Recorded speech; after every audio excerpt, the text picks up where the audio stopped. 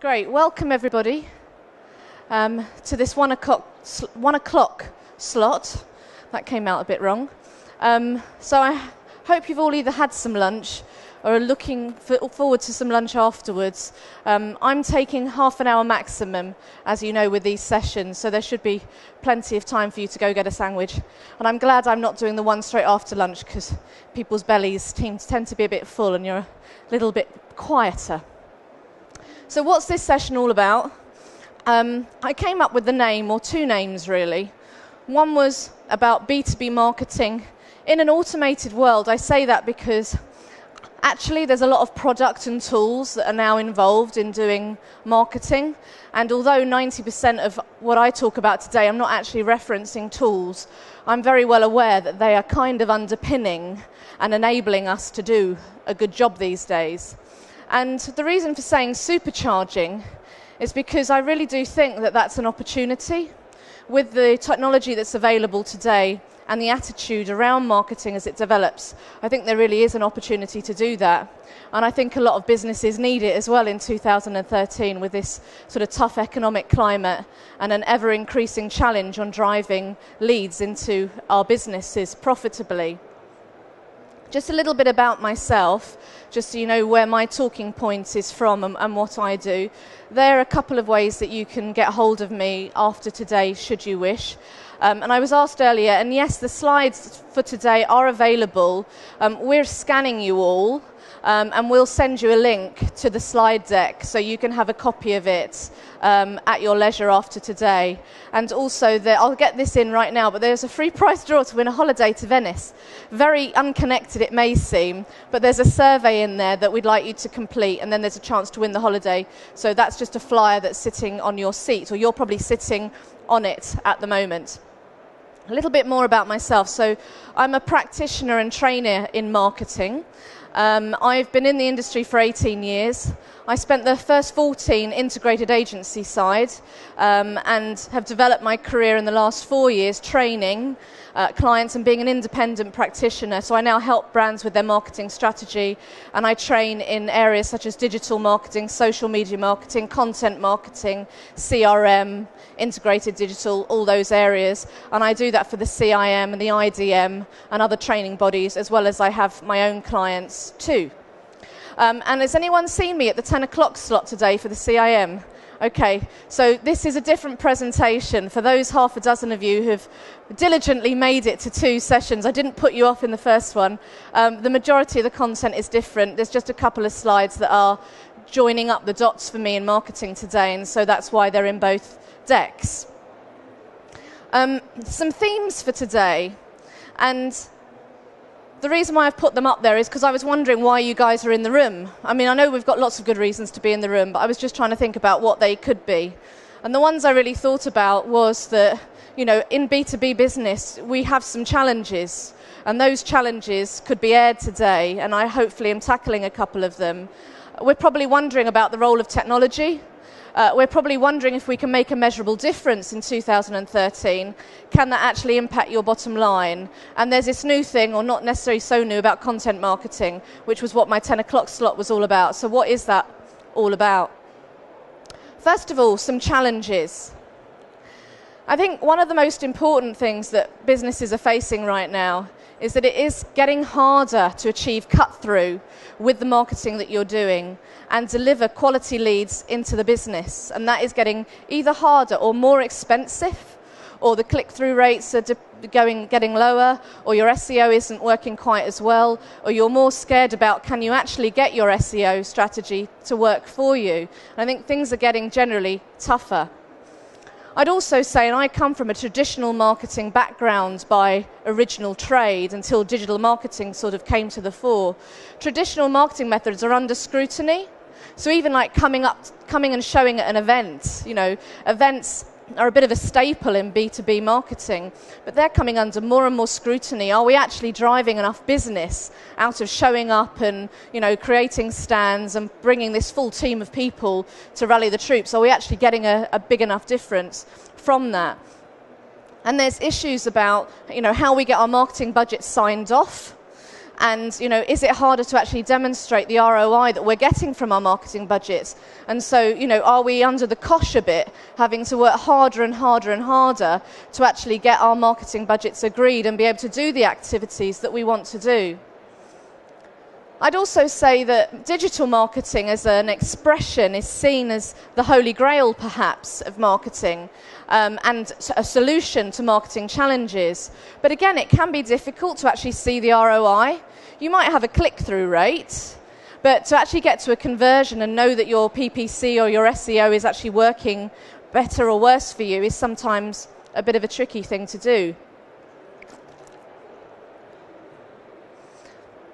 And I think finally, and it's quite important, this one, prospects are keeping their distance from you for longer.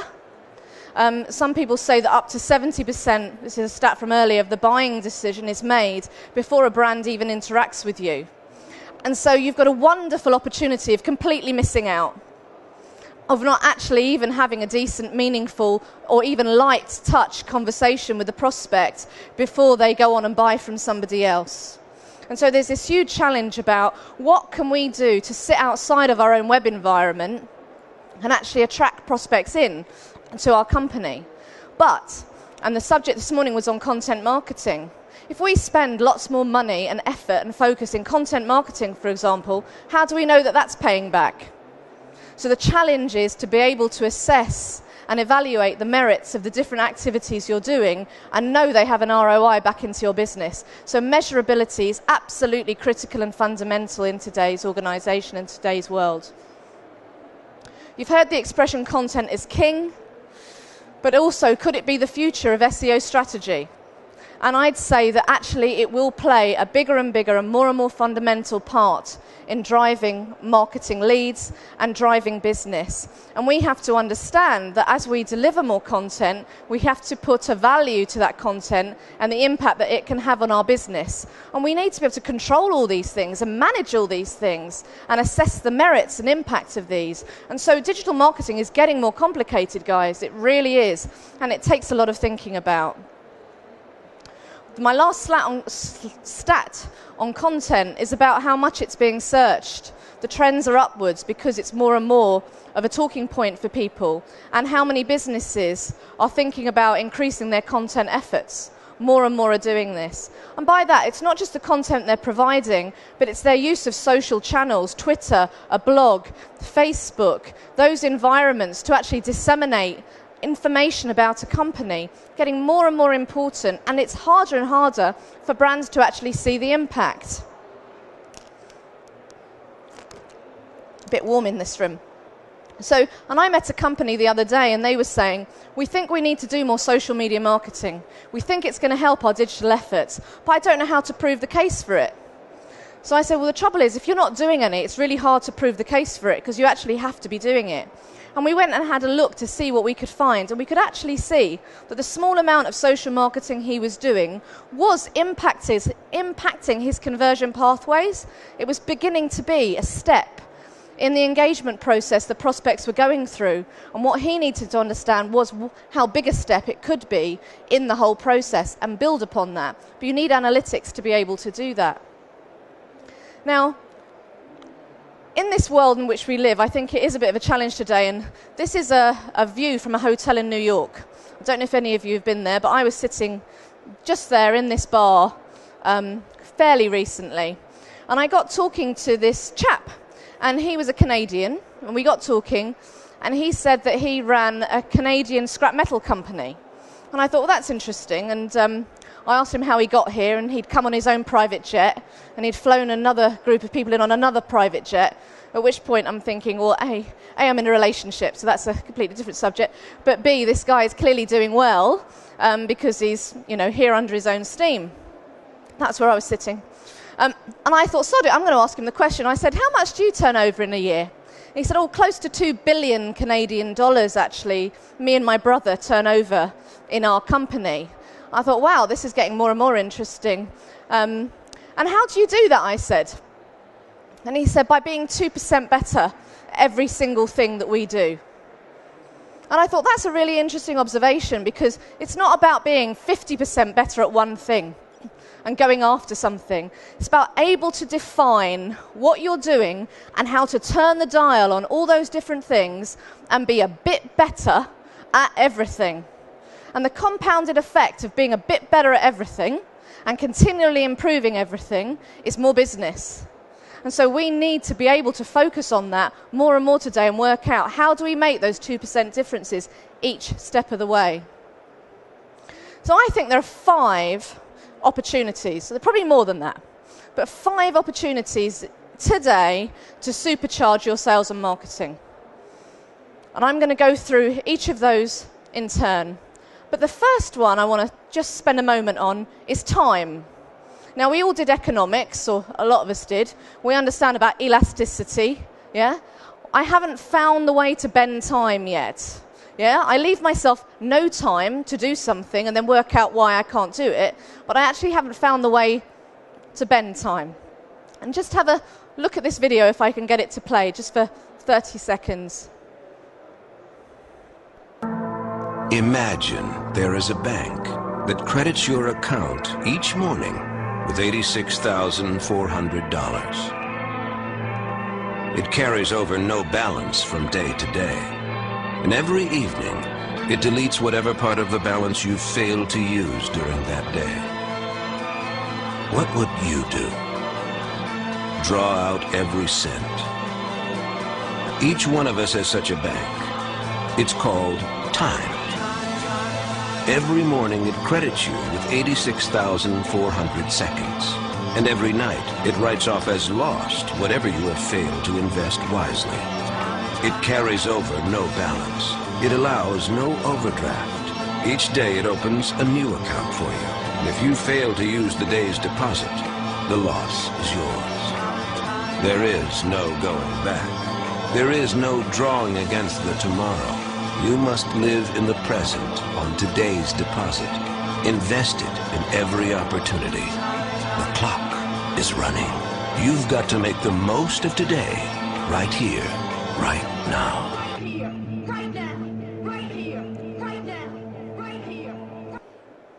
Now, okay, there's a bit of an American voice there, sort of bigging it up, which we may or may not like. I think it kind of adds to the impact, actually, that American voice.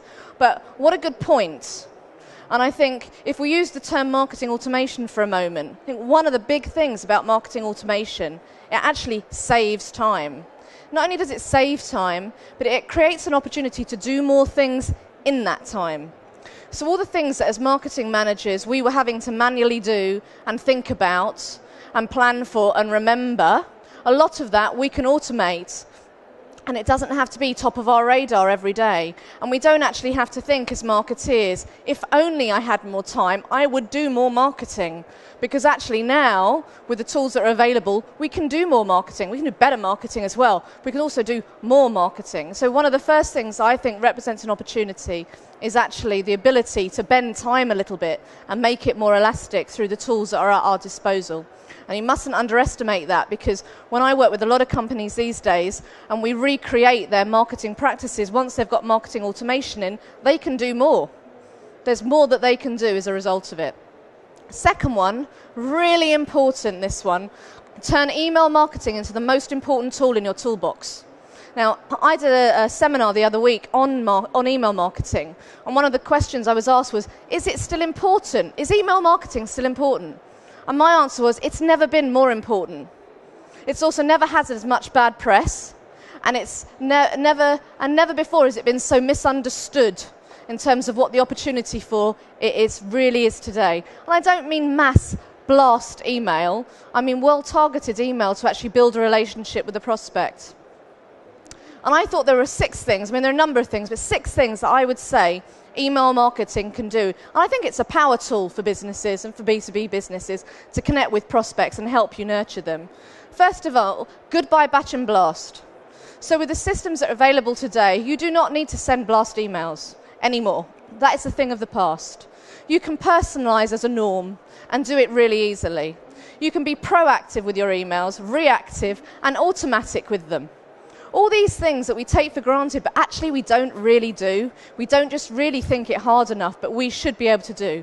We can automatically remarket.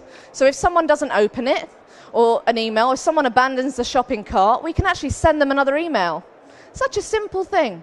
And retailers are saying that they can convert another 10% of their sales just by remarketing an email to someone who abandons the shopping cart and doesn't buy. So it's a really easy thing to do, and the tools are there to enable us to do it, but so many businesses just aren't doing it yet. Testing becomes part of the course. I can't stress enough how much you can improve things by testing your email marketing. You just need to build it into your practices and processes and make it part of your everyday life.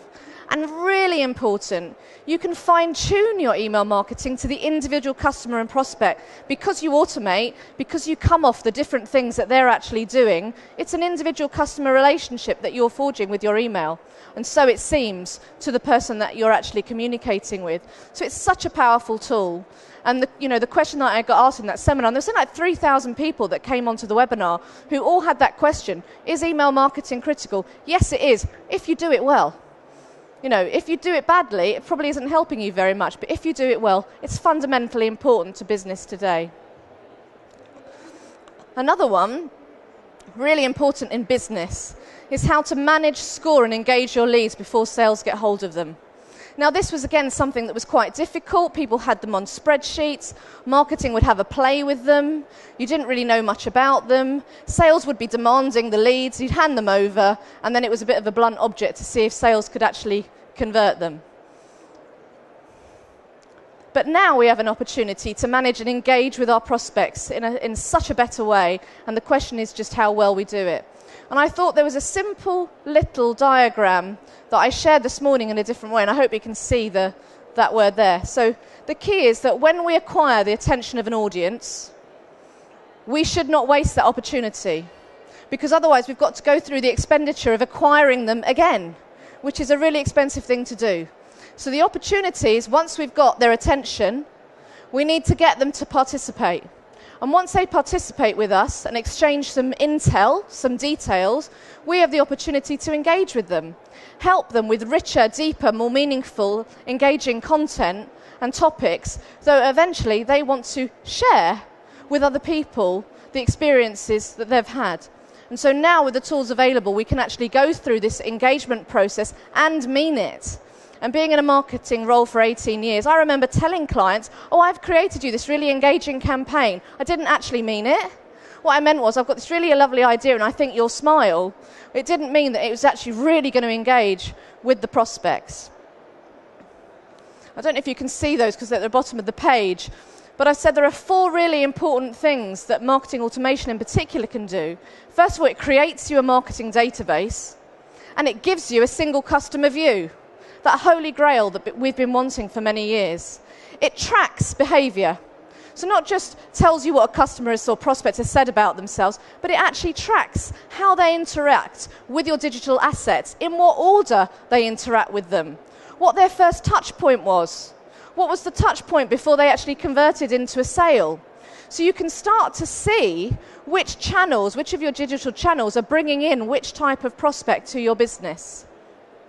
You can even score the engagement of your leads based on what they do. So how many times they go to your website, what website pages they go on, what content they download. You can create a score for each of your prospects, and so at a glance you can see where are the more valuable prospects who need potentially more attention, and which ones are ready for sales to interact with. And very importantly, you can drive different communications and different content to these prospects based on where they are in their buying cycle. So it's a really, really potent tool. Really interesting, this one, and I don't know if any of you are sitting in a sales role right now. And I tried to use this analogy as a couple from the 1950s looked like they're about to have a fight. If you were my husband, I'd poison your coffee. If you were my wife, I'd drink it. Which I think is a slight analogy for the relationship and the tension that sometimes happens between sales and marketing. Sales think that marketing is a support for them and should run around and create a little flyer for them to hand out. And marketing thinks they're doing all the big important work and that sales just don't recognise them and then go and do the low-hanging fruit leads and don't manage the really important ones that took marketing ages to get in for them. And so there's this tension. So one of the things that marketing automation also does, it enables you to create a lead that marketing has actually qualified, and qualified it before it gets passed on to sales. So now you're saying there is a quality associated with this lead before I give it to sales. So sales, don't moan, because this is a good candidate and now it's up to you to close it. It also gives salespeople full access to the intel on the prospects and behaviour. So if I hand this lead to sales, they can now see what parts of our website they looked at, how they interacted with our content, what they downloaded. So now this salesperson is really informed and can have a more meaningful conversation with the prospect than he's ever had to before. He doesn't have to start from ground zero. The salesperson can even generate their own campaigns.